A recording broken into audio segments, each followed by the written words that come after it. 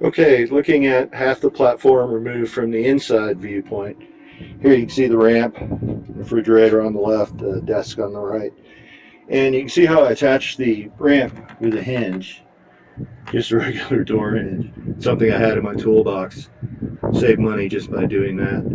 And there you can see the rotary marine switch for cutting the DC current from the batteries. It's a marine grade 150 amp switch. I can just reach in there and flip it if disaster struck somehow. And here you can see the 4 MPP batteries.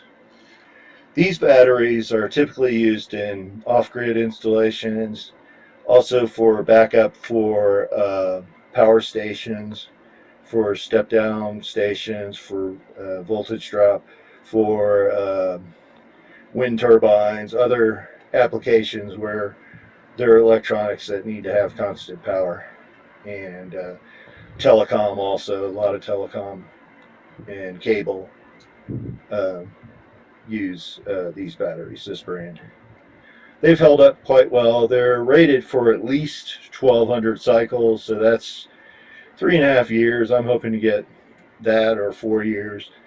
I didn't go with lithium iron phosphate batteries at the time because when I ordered these batteries back in November of 2019, lithium iron phosphate batteries for the same size for 800 amp hours would have been about $5,000. For even just 400 amp hours would have been like $2,500 to $3,000. And I did get these cheap at the time. I think I paid $1,200 for the 4, and they are super deep cycle, so they've been functioning quite well. They provide enough power for me to run my computer and televisions at night, and occasionally use the microwave late at night.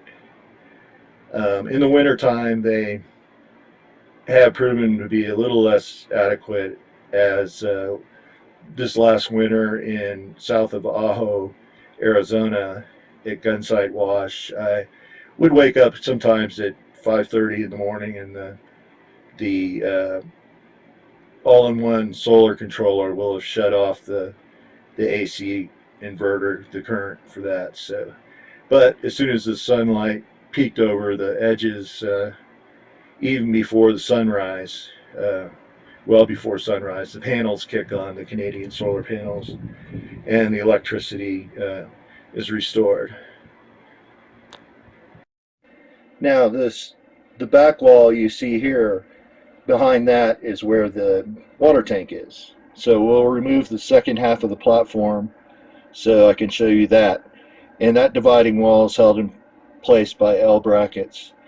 And conveniently, and this was designed this way, the batteries, because when they charge and discharge, they make heat. They help keep the water tank from freezing. I use 2-aught welding cable, oxygen-free, copper, and copper lugs. So here you can see the batteries are wired in series.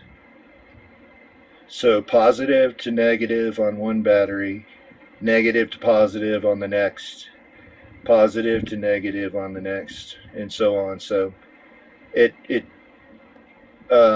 gives you 48 volts.